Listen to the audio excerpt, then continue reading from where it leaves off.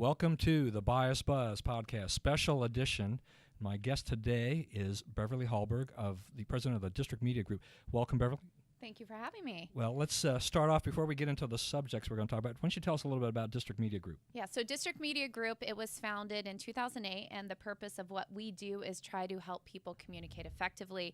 We are conservative free market individuals, so we work a lot with the conservative movement, helping them relay issues in a way that maybe a persuadable middle person would say, I think I agree with that. So making sure that our messages are out there with precision and clarity and can be as effective as possible. That's great. And you also write for the Daily Caller and Examiner. You contribute to various other publications as well, right? Yeah, so I have a fellowship at the Heritage Foundation, so I'm doing a lot with them, which is fantastic. And I write for the Daily Signal, I write for the Examiner, and also the Hill. Okay, great.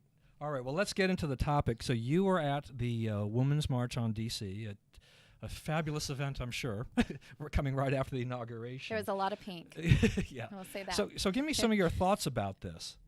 Yeah, so one of the reasons I went down is first of all, I live about a mile from the mall, so I thought, here I am in D.C., I should definitely go down. But I wanted to see what this was really like. If this was a march for women, we're all women actually welcome. And there have been plenty of reports ahead of time talking about how women who had any type of pro-life leanings, if they wanted to officially affiliate with this march, that they were excluded. So I wanted to go down. I spoke with one of my friends who works at the Independent Journal Review. She is an African-American Republican who is pro-life. And it was even interesting as we were doing a Facebook Live with each other and chatting with each other about all issues should be women's issues, not just the subset that seemed to be the focus of the march. We had women surrounding us, and once they heard what we were saying, rolled their eyes and walked away. So we even had people asking before we went live, they said, are you they said, are you the media? And I was like, well, I don't know if we would call ourselves the media, but I think all of us can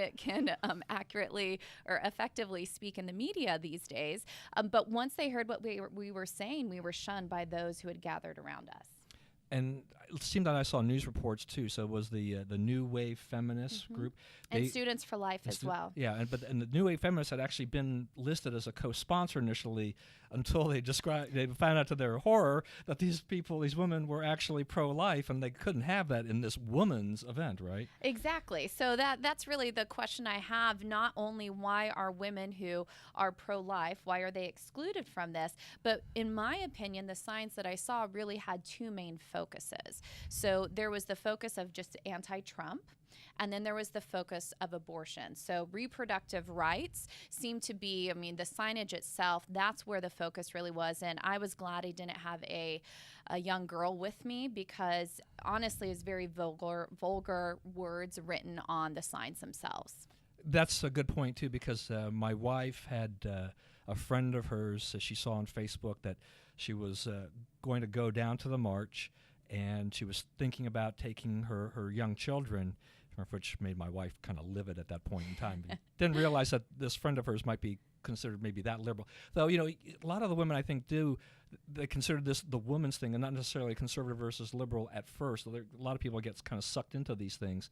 But I know that there were young children out there, right? There were. Yeah, that's just ridiculous to me. How can you justify exposing your young children to what happened down there? Yeah, so I'll take a step back and give kind of another perspective on this. Is a lot of the signs did use the comments that now President Donald Trump had said, and I personally find those to be despicable comments. So I think rightly there are things that Donald Trump has said in the past that women find very offensive, and I would agree with them on that. But to take it to the extreme, to then use those words in response, I actually think it's counterproductive to achieve, if you are wanting to talk against sexist language or however you want to phrase it, I don't think this is an effective way to do it. I think you want to do it in a way where anybody can be around you and say, yeah, I can stand up with you on that sign and what you're saying. And I think we should be able to talk about issues and treat all people with respect. So I understand why they're doing it, It is provocative. It does catch the eye of media. You get your photo taken, you get tweets out there. Exactly. But I would say I don't think that the real mission of what you're trying to accomplish is working if you're basically using the same techniques that you're saying that you're against. Okay, now that brings up another question. What were they trying to accomplish? It didn't seem to me that they really had a real goal in mind. I mean, it just seemed that so many different kinds of groups were together. I mean, Planned Parenthood was definitely front and center, but it just seems like there were a lot of groups in there. And what do they achieve by this? I mean, I did hear from some of the organizers later that there were some calls to action, such as here is a sheet that can guide you through calling your member of Congress or your senator to let your voice be heard. So there was a call to action in that limited way. But one of the things I was wondering, especially, is there were some signs that said women's rights are human rights. I didn't get the opportunity to do so, but wanted to actually record people and ask them, well, what rights as a female do you feel like you're not getting in this country? Now, if you want to talk about what's going on in Saudi Arabia or different countries, I think we could definitely talk about women's rights in other countries. But to me, I wasn't sure what this march was really saying, unless it was, we want funding for Planned Parenthood and we dislike Donald Trump. Those were really the two things that I took from it. But I wasn't quite sure why so many women thought that their rights weren't being respected in this country. right. I mean, and really, too, I mean, President Trump has only been in office for a very short period of time. There really are no policies effectively in place that he's putting in place that are anti-women at this point, right? Correct. And if you even want to take a step further, so I'm sure many of these women either voted for Bernie Sanders or Hillary Clinton. There are a lot of Hillary signs out there as well. Well, Hillary's husband isn't known for respecting women. So you have this also contradictory angle to this all. And so I go there, and it is frustrating because I feel like a lot of women are frustrated with what's going on in politics. Okay. And this was just a way to maybe put their energy into something that could demonstrate their frustration. But part of me wanted to say, become active in politics. If you really want to change things, if you really have issues, why not get involved? So that is the other part, too, is our march is always effective. You get a lot of press, you get a lot of media, but does it really change things? Okay, and I want to just read back from their part of their mission statement. It says, the rhetoric of the past election cycle has insulted, demonized, and threatened many of us, immigrants of all statuses, Muslims and those of diverse religious faith, people who identify as LGBTQIA. I don't know what that last part is. You can tell me. What is that? There are two new letters that I realized, and I didn't know what they meant. Yeah, I thought it ended with Q. Yeah, so the I and the A are brand new to me. I'm not sure. Native people, black and brown people, people with disabilities, survivors of sexual assault, and our communities are hurting and scared. We are confronted with the question of how to move forward in the face of national, international concern and fear. It seems like there's a lot of things in there, but I'm not sure I heard a lot of those addressed in the speeches I heard. No, Madonna did not address those specifically. I don't believe so. She did talk about wanting to, was it blow up the White House, yes, which I do follow her on Instagram because I find it always interesting what she comments on, and she did say later that statement was taken out of context. Yeah, she wanted you to listen to the totality of what she was saying, but I don't know. I mean, when you say something like that, it's kind of hard to listen to everything else. I mean, that's pretty pretty clear. Yeah, it's pretty clear. It's pretty incendiary and at this point, and I don't know how that's really taken out of context all that much. She said it started with love. That's right. If you heard true. From the beginning, That's true. She started with love. That's true. Which she did, but yes. Okay, what about Ashley Judd? She also got a lot of attention for what she said. I wish I could even repeat some of what she said, but I was so confused by what she said that I don't know if I could put those words together. Do you have any quotes I there? have part. I took part of this thing. So she was reading this poem yes. from this 19-year-old Dunkin' Donuts employee, right? And so here's part of it. I'm a nasty woman, not as nasty as a man who looks like he bathes in Cheeto dust, a man whose words are a diss to America, Electoral College sanctioned hate speech. I am not as nasty as your daughter being your favorite sex symbol. This P is for my pleasure in giving birth more than nasty woman. I'm not as nasty as racism, fraud, conflict of interest, ignorance, white privilege. I'm not as nasty as your own daughter being your favorite sex symbol, like your wet dreams infused with your own genes. But yeah, I'm a nasty woman. how appropriate? What is that? There were also hats that said "nasty woman" on it that people were wearing as well. Now, when I hear that, it is a rant. I can tell somebody is upset. I think it's understandable to be upset with some of the comments that our now president has made in the past. That is appropriate, but I don't see how this is productive, nor does it make any sense. Right. I mean, I thought part of the idea of all of these things anyway is that you want to, I mean, Obama wanted to unite the country, and these things, by doing this, I mean, the left here is just doing more to divide things even further. They're taking this group of people further away from what we really as a country need to do.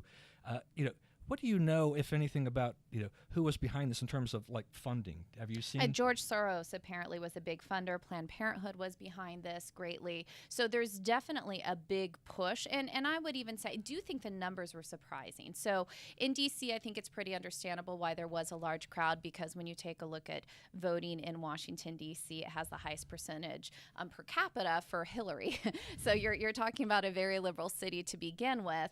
But when you looked at some of the other cities, there were a large amount of people. And here is my perspective of this. I haven't done any polling on it, so I can't say for sure. But we did have a very divisive campaign.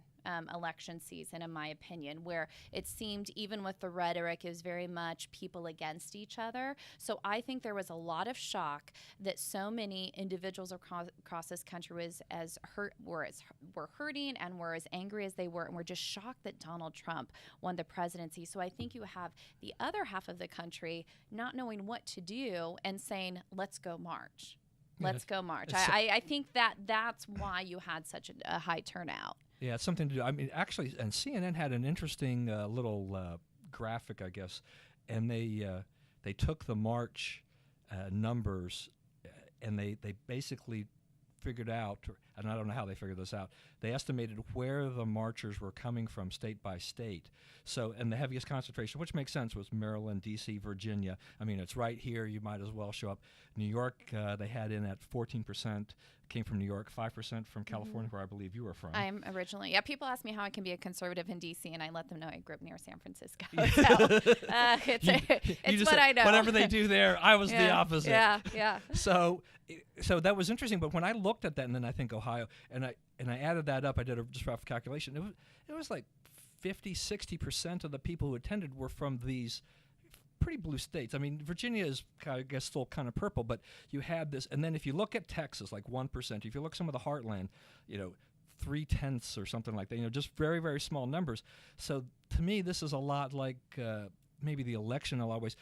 Concentrations of people Absolutely. who voted for Hillary in these largely liberal areas. These are the people who showed up. The people from the heartland, the redder areas, they weren't part of this. Well, exactly. And that's why we're talking about how divided the country is. And even conversations I would have with friends who are liberal were really shocked that I wasn't going to vote for a woman.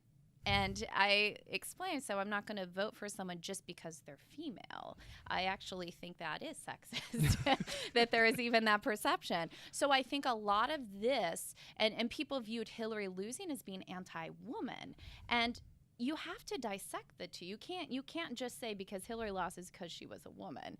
So I think part of it is coming from that as well. And I would even say with the march, something that was really not shocking, I expected it, but one of the things that I can say as a female who is a business owner, there was not much about economics at all. So that is what most women are facing in this country. It's the cost of groceries. It's the cost of their health care going up. There are many small business owners that are female, minorities as well. A lot of minorities start businesses. The cost to our health care and our taxes that continues to go up, those are the issues that are really affecting women. And then when you add to it the fact that even with millennials, so many more millennials are pro-life than ever before. And as you have more medical advances and we see more and more what is going on inside the womb, and you see how the baby is growing and what they feel and at what point, you find that more and more people are pro-life. So when you do the economic angle, you do the pro-life angle, you would find that at least half the women in this country were not welcome there. Yeah, right. And also the other interesting thing too is that when it comes to the white women, I mean, Trump won that vote. I mean, he didn't win the overall female vote, women vote, but he did win that, and he killed Hillary on the women that didn't go to college either. I mean, so Trump wasn't totally forsaken by the females, the women this time around by any stretch of the imagination. So I find this whole march just kind of interesting in that they want to portray this as this big women's movement, but it's not really all that inclusive, at all, right? And no, not at all. And the other side that I find really funny is we never look at men and say that men have to fit into these two issue areas. And if you're not that, you're not pro-man. But why do we put women in the bucket? And women do it to ourselves. Right. And so I think what is also, in my opinion, sexist towards women is women thinking you can only be a true feminist if you fit into these bucket of issues such as climate change was a big one as well, anti-Trump, and then pro-abortion. If you don't fit into those three, you are not welcome and you are not a true woman. So once again, we're seeing, I know you all cover this all the time, that the side that preaches tolerance is the most intolerant. Right. There is not a respect for a variety of opinions and ideas. Now, let me ask, this also has come up too, I've seen this, is that do you think this movement or all these marches, this could develop into kind of the liberal version of the Tea Party? Perhaps. I think especially when you saw not just Hillary Clinton lose, but when you saw so many Democrats lose their seats across the country, when you see that you now have Republicans in the White House, in the Senate, in Congress, that they now have all those two branches, when you see that, I think people are scared.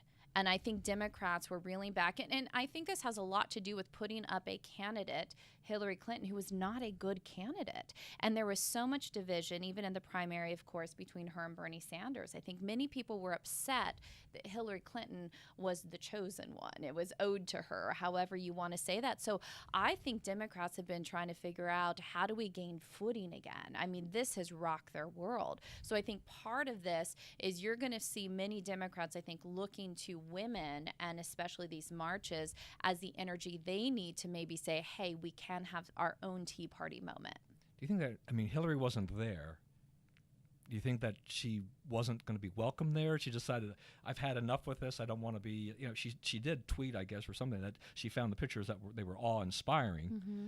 I heard she was at a fundraiser. So if that is accurate, I don't know if that's accurate. I think she would have been welcome if she was there. Very much so. You even she could have hung out with Katy Perry, who's sung at her convention and different things along the way. So I'm pretty sure Ashley Judd and Madonna and Katy Perry could have held hands. They're her people. So I think she would be welcome. What I will say about Hillary Clinton is, I have a feeling that Inauguration Day took everything out of her, and I give her a lot of credit for going, and even though it was a fake smile, keeping a smile on the entire time. So I'm not a huge fan of Hillary Clinton, but I can't imagine how horrific that day must have been for her. She probably wasn't the only one with a fake smile from the liberal side. No, some people just didn't smile. So. All right, let's switch gears a little bit. We'll talk about an event that's happening here at the end of the week on Friday, which is the March for Life, the annual March for Life. It's been going on every year since 1974. Nellie Gray started this. And we're going to see Kellyanne Conway will be appearing, will be speaking there, which is the highest level, I guess, administration official has ever spoken at one of these things. I guess you're going to be going, or at least covering it, or doing something there. Thoughts about the kind of, what do you expect to see, especially now that we've got Trump in office, and what do you see as also the difference between this versus what you just experienced? Well, when you think about the pro-life march, you do have a march that has taken place, I think, every year since Roe v. Wade. I think every year there has been a march since then. Very focused. So you know why people are marching. It will be peaceful. The women's march this past weekend was peaceful. So we are going to see that, but a very specific goal. And what I am looking for, I know this is the other angle that you cover as well, is not only the women who come out, but whether or not the media cover it.